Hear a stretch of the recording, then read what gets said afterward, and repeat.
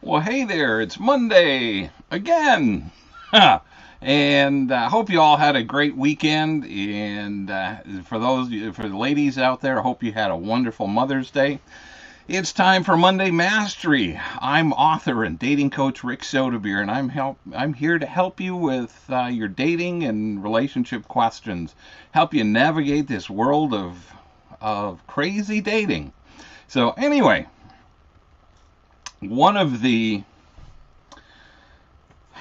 one of the thoughts that came up over the past week was I was reading some of my old blog posts. Hey, Addie, uh, thanks for being here. Happy Monday to you too. I was reading some of my old blog posts and I came across one that is probably a couple of years old, and it was about uh, having enough room in your life to let someone else in. Hey, Lisa, thanks for joining in. Glad to see you're here. And that's actually sparked a couple of comments, both online and through emails and whatnot. And what's it sparks a lot of comments from people that I talk to, people that I coach, people that are interested in coaching, but they're not sure that they want to or they have the ability to be in a relationship because they've got so much going on. They've got so many plans. They go do this, they go do that, and they think that their life is so full right now. There's hardly any room to squeeze anything else in. And in looking at their lives, they don't know how they would add somebody or something to, preferably somebody, to their lives.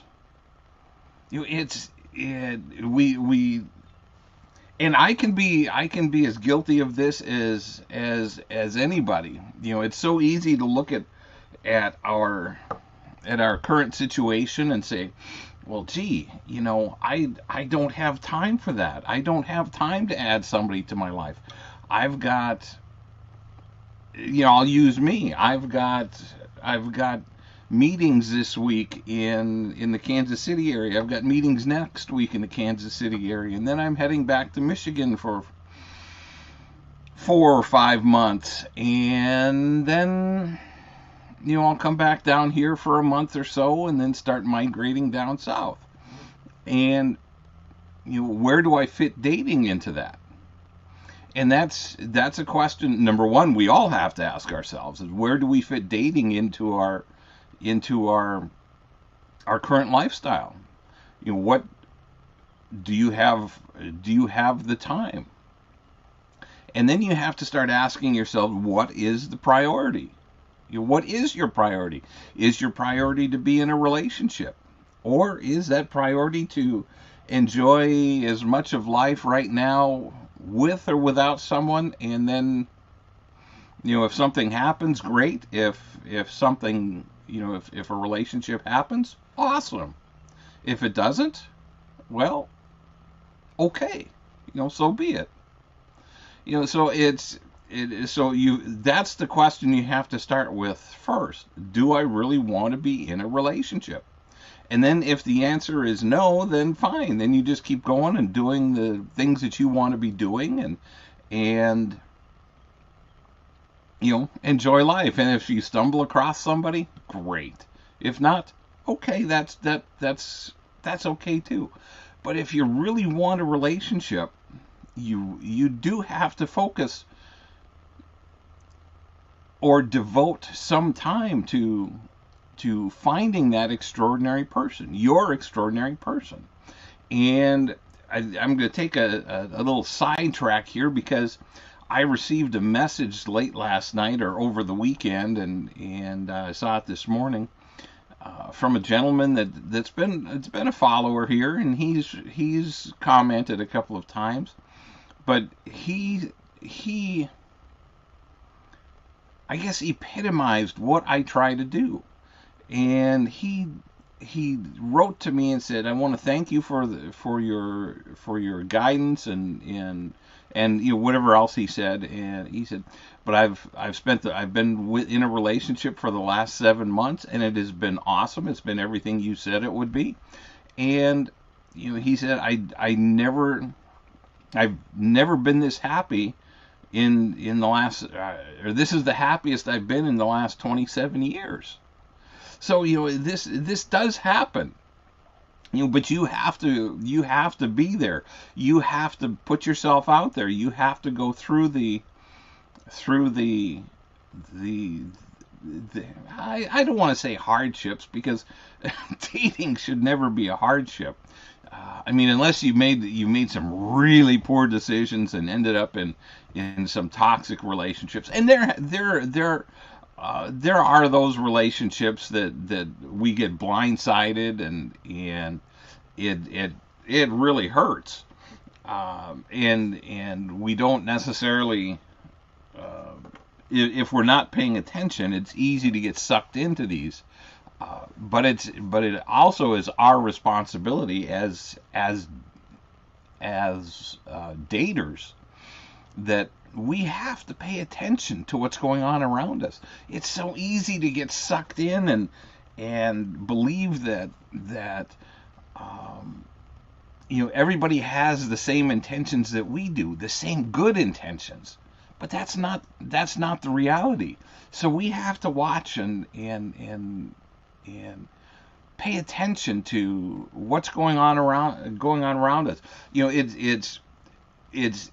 it's easy just to get sucked into the infatuation and raging hormones of a new relationship, and then all of a sudden we're blindsided when the infatuation starts to wear off, and say, "Holy crap, what have I been doing?" You know, I've been blindsided. So we have to intentionally step back every once in a while and to say, "Hey, is everything going the way it should be? You know, does he have all my must-haves? Does she have any of my deal breakers? And you know, do we share common values and morals and politics and religion and all of these other things? You know, do all these things come together for us, or are we just really enjoying each other's company right now and not paying attention?" Let's see. Addie says, "That's how I've been feeling lately with someone I'm trying to date. Trying to date. Either you are or you aren't." I'm sorry. Every spare moment I feel obligated to spend time with him. Well, and okay, let me finish. I have a little spare time, and not always do I want to have to be doing something. Sometimes I just want downtime. Well, and that's okay. Perhaps it was, if it was with the right person, I'd want to spend every moment with him. Okay, well, let's dive into that a little bit, Addie. Are you feeling that? Are you feeling that he's not the right one? And are you, and if he isn't the right one, are you dating him just for someone to spend time with? You know, that's a huge, excuse me. That's a huge question you have to ask yourself. You know, and you should never feel obligated to have to spend time with someone. You know, there are times that, yes, it's going to be great to kick back, not to do anything.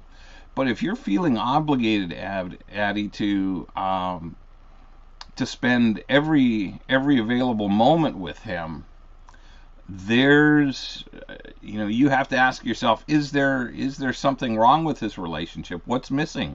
What am I missing here that is not clicking? It's what's not fitting together correctly. And those are some very tough questions that you're going to have to answer. Maybe if you feel like sharing, go ahead and share. If not, that's okay. Yeah, let's see. Okay then. Addie says he's not the right one, but this man keeps buying tickets to events for us to go to months in advance. Drives me nuts. Well, and Addie, then you have to take control of the situation, and if you and Addie says she feels manipulated. And if you're feeling manipulated, then number one, you have to have a conversation with them if you haven't already.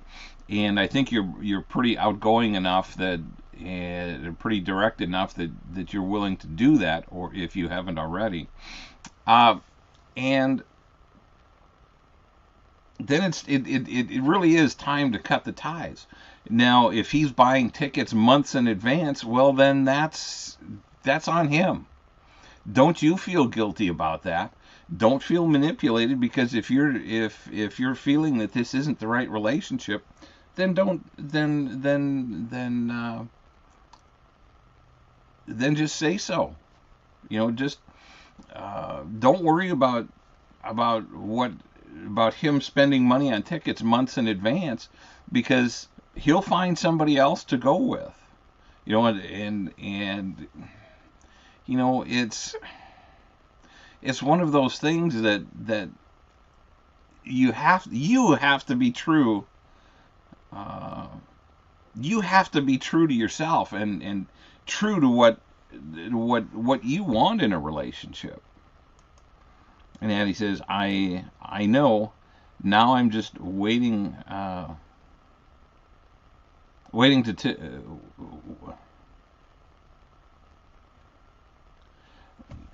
till after his birthday this month. um, and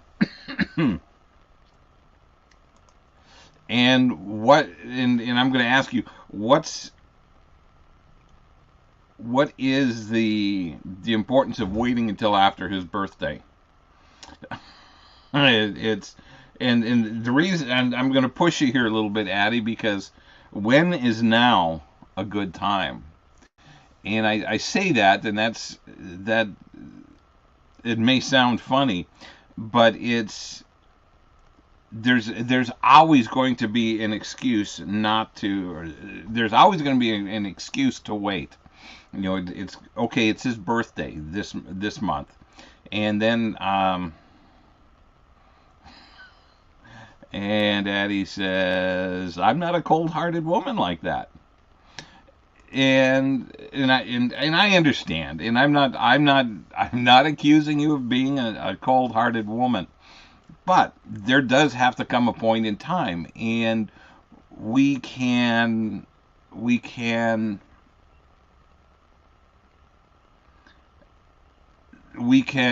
have an excuse, and that's really not the term, the phrase or the term that I want to use, but there can always be an excuse for delaying breaking up.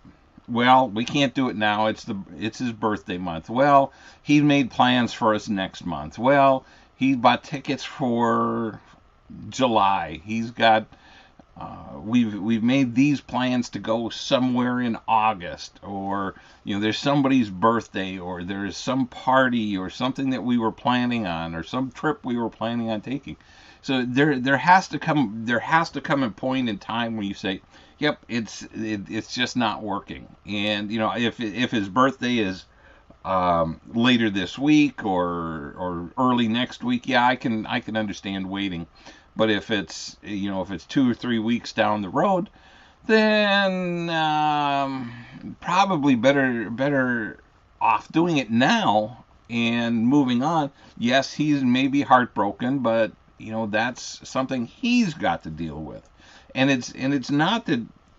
And if you break up with him right before his birthday, it's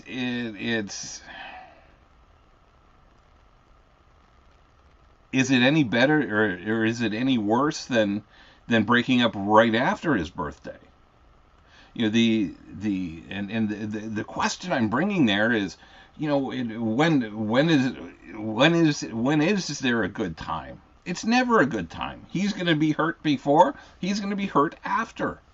And he said, oh, he can always come back and say, well, gee, Addie, you could have told me before my birthday, and we could have moved on. Rather than, now I feel like you used me just to go for a party or for whatever you decided to do. You just used me for the tickets or something along that line. So it's, you can look at it from both sides. And I know it's more comfortable to wait until after an event like such as a birthday, but it you have to look at it from the grander scheme of things. Like I said, if it's a week or a few days away, I understand. Let's hold off until then, but don't wait any longer, because it only drags things out. You're already feeling uncomfortable about the tickets that he's buying for the two of you, and it's when somebody starts doing that kind of, and I don't know the guy, I've never met him, you've never really told me, we've never really talked about him, but maybe the buying the tickets so far in advance is kind of his way of trying to hang on to you, because he may sense that there's something not quite right, and not that the relationship isn't quite working. So he may be doing things. One of his main love languages may be gifts, and he may be trying to work his way into your heart through gifts. And so those are some things to think about. But and for the rest of you to think about, that it's easy to get sucked into relationships when you don't want to, when you're not feeling when you're not feeling it. Let's put it that way. There's that it factor isn't there. The chemistry, whatever's missing, and and that's one of those things. I'm kind of going off in a couple of different directions here, but it's so easy to get sucked into, well, this is okay, he treats me well, he does this, he does that, he buys tickets, he does, but if it's not what you want, if it's not the relationship that you're looking for, then let's move on. It's like the gentleman that messaged me this morning. Those are the best kind of goodbyes I like to have. He was just telling me thank you. I won't be, I'll listen to you from time to time, but I won't be hanging out with you on Monday nights anymore, because I found this wonderful woman. And it's that's what it's all about, is to get your stuff together, and invest your time in finding that extraordinary relationship. It's about spending time in the dating world. It's about time doing the things that are necessary to make you the best that you can be. Whatever that might be. It's learning a new subject, learning a new language, learning whatever it is that's going to make you an awesome partner, an awesome date. What are those things that make you extraordinary? You have to work on those things, and then finding the other things will come naturally. The must-haves, and knowing what your deal breakers are. Understanding what a understanding what an intellectual connection is, a strong intellectual connection is like, what a spiritual connection is like, the emotional connection and the physical connection, and then again, understanding what love language is that you speak. When all those things come together, and then the chemistry on top of it, it becomes just an awesome relationship. It's not it's not all fun and games in looking through. Uh, if you're looking online, it's not all fun and games looking through hundreds of profiles. It may not even be all fun and games going to meetups and being out and being social, especially if you're an introvert or have introverted tendencies. I don't know about the rest of you, but I can be as much of a homebody or a couch potato as anyone. There are times that it just feels good just to, like Addie says, just to kick back and not do anything. And that's another part of personalities. You have to recognize whether you're an introvert or an extrovert, and how those two personality styles will mesh. And sometimes it can be difficult. But the importance of going through all of this stuff right now, you're trying to figure out somebody that's you're trying to figure out or find the right person for you. It's so important to do that up front, so that the work on the back end is so much easier. It's so much lighter. When you go through all of this stuff now, you're eliminating a lot of the hard work that so many couples have to go through once they're married, and start to recognize, oh crap, I wish I wouldn't have settled for this, or I wish he would have been different in this area. We've all done that. I've done that. That's how I learned about dating.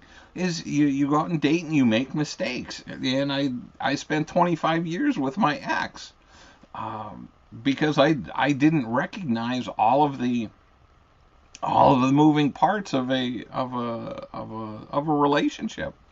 And even worse, I didn't understand all the parts of a healthy relationship, and what it takes to build a healthy relationship. So it takes time, it takes effort, and we all have to learn these things. Hopefully I'm helping you learn some things to make your journey a little easier than mine was. It's I'm not complaining about my journey. I'm just saying it can be tough at times. And there's always going to be bumps in the road. But when you're doing the tough work up front, it makes the work on the back end so much easier. It makes it easier to communicate with your partner. It makes it easier to have difficult conversations. It makes it easier to enjoy life together, because you have so many things in common. You bring these commonalities together, and you're not going to have everything. You're not going to enjoy everything together. You're going to have some things that, yeah, it might be great to just go have a spa day and go do my thing, and you go do your thing. And then you come back at the end of the day or at the end of the weekend or whatever it is and say, okay, here we go. How was your weekend? What did you do? What did you enjoy? What was the highlight of your weekend? And all these things are available to you when you're paying attention. If you're just going through the motions and trying to be in a relationship just to be with someone, just to be to not be alone or not to be lonely, it's you're putting yourself in a tough position, because eventually, if you're not with if you know you're not with the right person now, then it's only going to get harder to walk away later. And this all circles back around. Do you have the time to want to do this? And it does take time. I'm not. There's. It's up to you. It's your life. It's your choices. It's you have to decide, is it worth it now to put in the effort up front, or is it, let's just not worry about it and move forward. If I find somebody, great. If not, okay. But then the flip side is you can't be sitting around complaining, moping. If you decide that you don't particularly care to have anybody in your life, you can't be sitting around moping, groaning, and bemoaning the fact that you're lonely or that there's nobody in your life. If you're not willing to put in that effort, so it is a choice. Either way, you have the ability to step up and say, "Yep, this is what I want." And you could take a break from it. It doesn't have to be 24/7. You don't have to have 30 dates in 30 days. Although that's a pretty amazing way to go if you've got that much energy and ambition to go out and meet 30 new people in 30 days. That's quite a challenge. And there's a book by Dr. Henry Cloud that he challenged one of his assistants to do just that. And his challenge was to not necessarily for her to go out and find somebody that to fall in love with. His challenge to her was to go out and have 30 dates in 30 days with 30 people that were not like anything that not like anyone she would normally date. And the idea was to get to meet people with different characteristics, different traits. And I think, as he explains it in the book, as when she got through with the project, actually she didn't. She got to the 26th date and liked the guy so much she kept dating him. So it's you never know when that one is going to show up. But it still takes effort. She had to arrange for 30 dates, and it did come together for her. So it's available. It's we're all able to do it. It's just a matter of putting in the effort. Now, not everybody's schedule is going to allow you to have 30 dates in 30 days. But could you have 2 dates a week? Could you have 30 dates in 15 weeks? Could you have 30 dates in 30 weeks? It might. It's just a matter of what your schedule is, what you can fit in. Designate this day, and a date doesn't necessarily need to be at night. It can be during the day.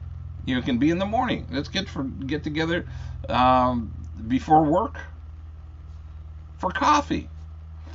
Schedule it where you can get out an hour before you have to be to work, or a little bit earlier than that, and spend some time talking.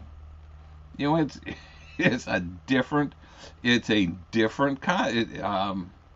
A different time. A date doesn't necessarily have to be on the weekends. It doesn't have to be at night. It can be during the day. It can be in the morning. It can be in the afternoon, right before work. If you work a late shift. So there's a lot of possibilities, and it's a matter of opening up your mind to how you want to handle it. But again, it goes back to, do you want to? And do you have enough time? Or do you pack your schedule so full that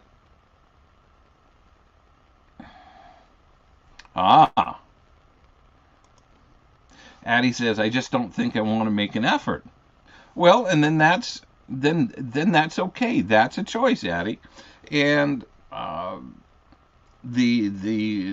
this is one thing I'm going to share with all of you, that I think it is always easier to just take the easy road and say, "Yep, I'm just tired of dating." And I'm not being, no offense, Addie, no offense to anybody, but it's always easier to say, "Nope, I don't have the time. I don't have the energy. I don't want to put in the effort. If it happens, it happens. If it doesn't, okay. Either way." And it's easy to kind of sidestep the whole dating thing and just exist. But from experience, and especially from all of the amazing couples that I have met over the years, it's life is so much better when it's shared. I mean, and it's just, it makes it makes it makes life just it brings life up a notch. Let's see. Addie says, I was actually enjoying being single. Didn't realize it until I started dating. Well, and there you go. I mean, if that's where you're comfortable, then that's okay, Addie. Then be single. And that's okay. Whatever you choose, whatever any of you choose, is up to you. Only you can decide what's right for you. And it's easy to, and I'm not here to try to convince you that you need to be in a relationship. I'm not here to convince you that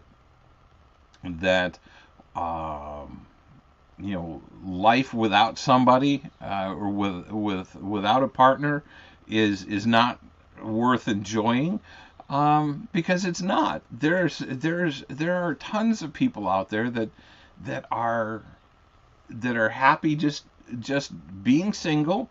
They have friends that they can do things with, and that's okay.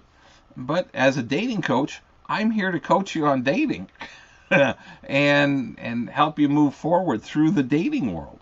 And so it's from that perspective, it is always easier just to step back and say, "Yep, no, I don't need to do this. I'm tired of it. I would much rather just stay single because it's easier." And again, easy is not always the best path for us long term. And I think personally, I look forward to having that person in my life, and I can only speak for me. I can't speak for anybody else. I look forward to that day when I'll be married again. I know it'll happen. I know it's coming. I don't know when. I don't know where.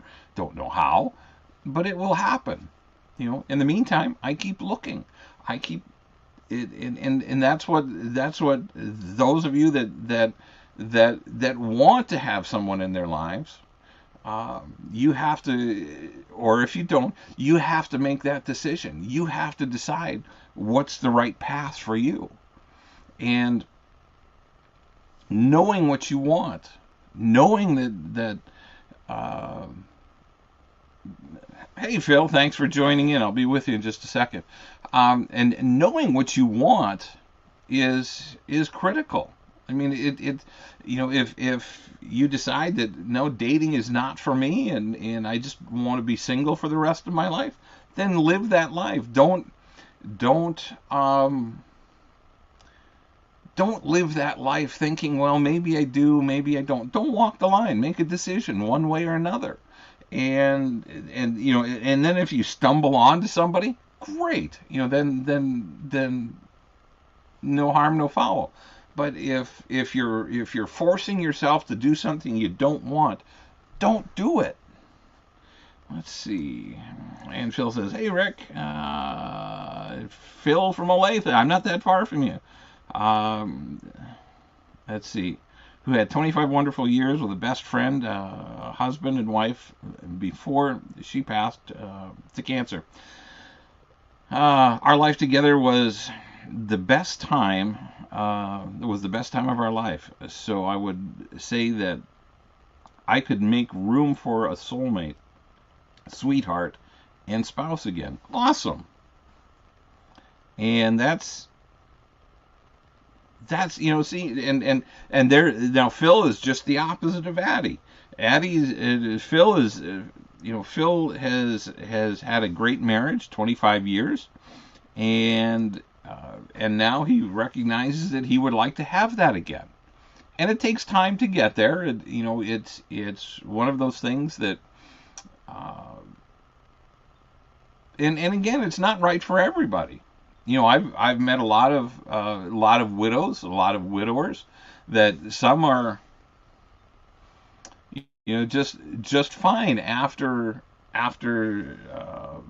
their spouse passes. That, yeah, I'm good. I had my soulmate. I had a great relationship. I had a great spouse, and and I'm okay with that.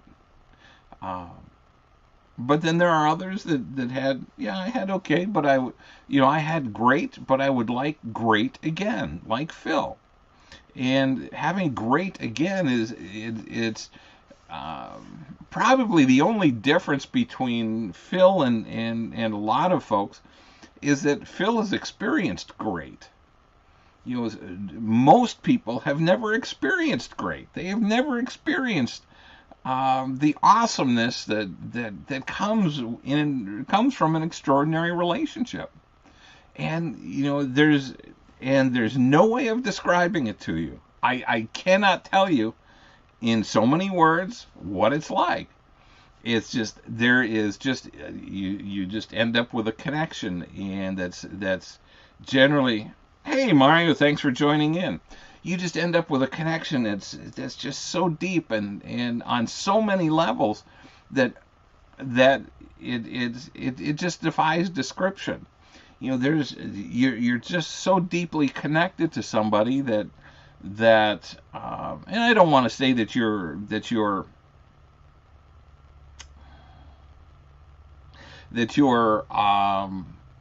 you can read their minds or know what they're going to say. Yeah, sometimes that happens, and that's pretty cool when it does. Or they but you just bond with them in such a way that it becomes just extraordinary. It makes you both want to be a better person. It just makes you want to be the best that you can be for your partner. You want to, and they want to do the same thing for you. It's a two-way street, and it's never asking them to give something that they don't want to give. In fact, they're giving more of themselves than number one, they probably ever anticipated doing, and they're receiving more than they ever anticipated receiving. It's just the way it is. It's just the way it works when you're in an extraordinary relationship. But 85 to 90% of folks that get married get they're in the relationships for the wrong reason. They've settled. They've opted for less than extraordinary. And that's why you see so much divorce. That's why, on average, over 50% of divorces fail. And when you get into second, third, fourth marriages, the survival rate of those marriages is so small. And the ones that do survive, those are generally pretty strong and pretty healthy relationships. But when you're looking at 60 and 70 and 75% failure rate, that's a hard number to overcome. And it just makes the whole process just so much more difficult, because when you recognize that, oh crap, this didn't work either. What is it? Why can't I find a good woman, or why can't I find a great man? Well, it takes time, it takes effort, it takes clarity. You have to understand what you're looking for. You have to understand what you bring to the relationship. All of these things are part of it. And if you don't want to put in that effort, then don't try. And it's okay to not try. But you can't, on the other hand, you can't say, well, I'd really like to be someone. I'd like to have a date tonight. Well, if you've got friends that are available, um, then it's oops. Sorry about that, folks. I thought I hit the mute button. That one snuck up on me. But anyway, you have to make the decision. It's a choice. So what is it you want? And if you decide, yeah, I want somebody in my life, then you have to decide, yes, I want to put in the effort. Or if you don't, then you say, no, I'm not willing to put in the effort. I'll go on a date here, I'll go on a date there, and have some fun along the way, and then not worry about it. So it ultimately it becomes your decision, your choice. From my experience, and from conversations that I've had with hundreds and hundreds of people over the years, like Phil, that it is so worth having that extraordinary relationship, because it just makes life so much more enjoyable. Yes, I don't. You don't, as a single, you don't have to be accountable to anybody. But when you're accountable to the right one, holy crap, that's no problem at all.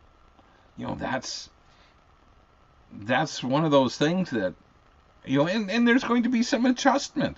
It's not going to be it's not going to be always fun and games just because you're with your soulmate or an extraordinary relationship. There's a learning curve.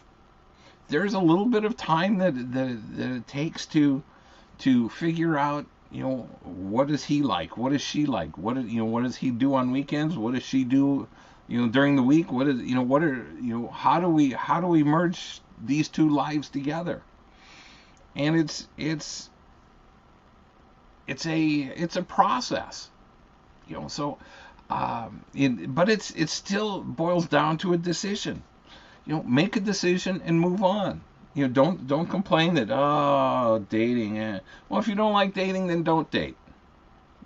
It's pretty simple. Just move on. It's okay. We can, we can all do what we want to do. But I'm here to help you figure out what's the best path for you. How do we get you